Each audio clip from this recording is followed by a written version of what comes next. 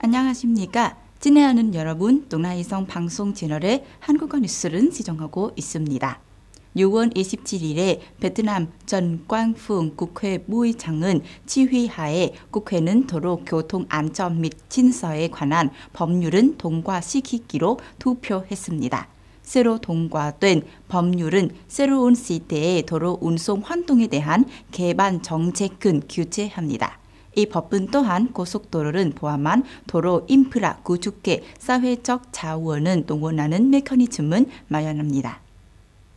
도로법은 2025년 1월 1일부터 시행된 것입니다. 도로 운송과 관련하여 법에서는 계약 차량과 관광 차량이 운송 조직 측면에서 유사한 특성과 특징은 같기 때문에 계약 차량이 되도록 추가로 규정했습니다. 도로법에 주목할 만한 새로운 특징에는 도로 인프라 건설 및 투자를 위한 사회적 자원을 동원하기 위한 여러 주요 정책에 대한 규정도 포함됩니다. 특히 이 법은 고속도로와 관련된 많은 새로운 규정을 담은 장을 마련했습니다. 국경 고속도로 이용에 대한 통행료 징수 규정, 고속도로 확장 또는 고속도로화 사업 시 사용자로부터 직접 동행료 징수 규정, 민간 투자 사업에 참여하는 가치는 포함되지 않은 것으로 결정되었습니다. 동시에 도로 인프라 투자와 구축의 단체와 개인이 참여하도록 장려하는 원칙은 규정하고 있습니다.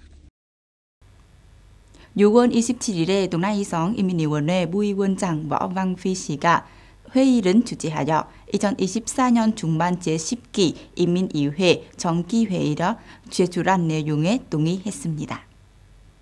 이번 회의에서 동나이성 인민위원회는 2024년 중반 인민의회 정기회의에 1개의 부문과 분야 22개의 내용은 제출하기로 합의했습니다. 여기에는 다음 내용이 포함됩니다. 첫 번째는 동나이성 문맹 퇴치 사업 시행은 지원하기 위한 지출 수준입니다. 두 번째는 2023-2025년 동나이성 공립교육기관 교사 지원 및 보수 정책에 관한 규정입니다.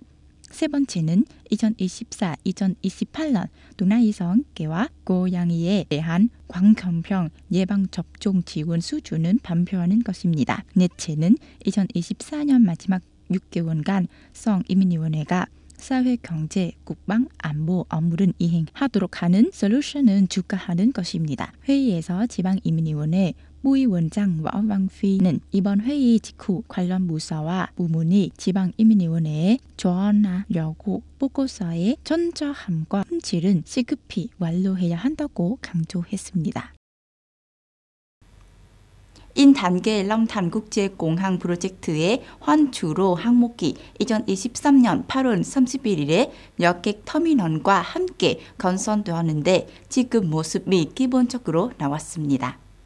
항공공사 중 회사의 관리관 레반틴 종영은 패키지 4.6 환주로 유도로 및 항공기계 류장 등 렁탄국제공항 프로젝트의 중요한 항목이라고 말했습니다. 정부의 전반적인 방향에 따라 투자자들은 현재 건설 현장에 50개 건설 작업에 입장 패키지를 위해 1,700명의 인력을 동원하고 있으며 정해진 인정은 엄격히 준수하고 있습니다. 9개월 이상의 구현 끝에 계약자 컨소시엄은 이제 환주로 구조물을 위한 기초와 M150 시멘트, 콘크리트 등은 완성했습니다. M350 시멘트, 콘크리트 표명은 2024년 5월 초부터 정해진 인정에 맞춰서 테스트를 거쳤습니다. 환주로 구조는 기초가 61.2%에 달하며 M150 시멘트,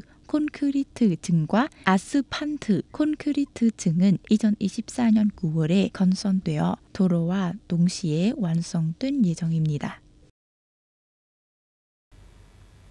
유럽연합 EU는 지난 6월 27일에 벤기의 브뤼셀에서 열린 정상회담에서 주요 리더십 직책을 완성했습니다.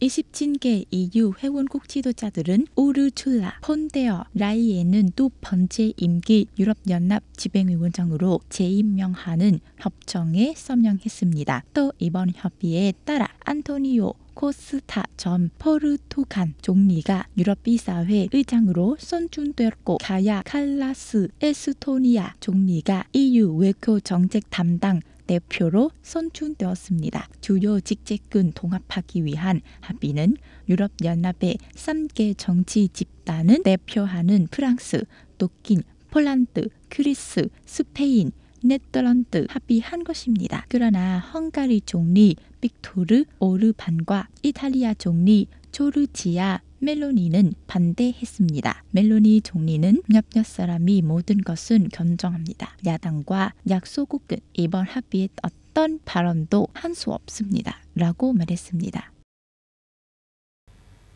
로이드 오스틴 미국 국방장관은 지난 6월 27일에 긴베르토 토에도로 필리핀 국방장관과 전화 통화를 했습니다. 이 보고서에서 오스틴 총리는 동해의 영토 분쟁에 대해 마닐라에 대한 미국의 확고한 의지를 확인했습니다. 미 국방부는 오스틴 장관이 필리핀의 주권 보호에 대한 미국의 지속적인 지원은 강조했다고 밝혔습니다. 두 장관은 또한 국제법에 따라 해상에서 활동하는 모든 국가의 권리를 보호하는 것의 중요성에 대해서도 논의했습니다. 지난주 중국 해안경비대는 세컨드 토마스 암초에 있는 군사 전초기지에 대한 필리핀의 모급 임무는 계속 방해해 필리핀 군인 한 명이 심각한 부상을 입었습니다. 중국은 주권을 보호하기 위해 필요한 조치를 정당화했습니다. 필리핀의 대통령 페르디난드 마르코스 그는 언론에 정부가 중국의 공격적인 행동에 반대하는 것 이상은 해야 한다고 선언했습니다. 무기가 없었음에도 불구하고 이는 중국군이 자행한 고의적이고 근본적으로 불법적인 행위였습니다. 그러나 마르코스 대통령은 다음 단계에 대해서는 언급하지 않았습니다. 그는 필리핀이 대화를 통해 평화적인 해결책을 모색함으로써 점점 커지는 중국의 주장에 대처해야 한다고 말했습니다. 도나이성 라디오와 텔레비전 방송국의 방송 채널에 한국어 뉴스를 시청해 주신 시청자 여러분께 감사드립니다. 안녕히 계시고 다음에 뵙겠습니다.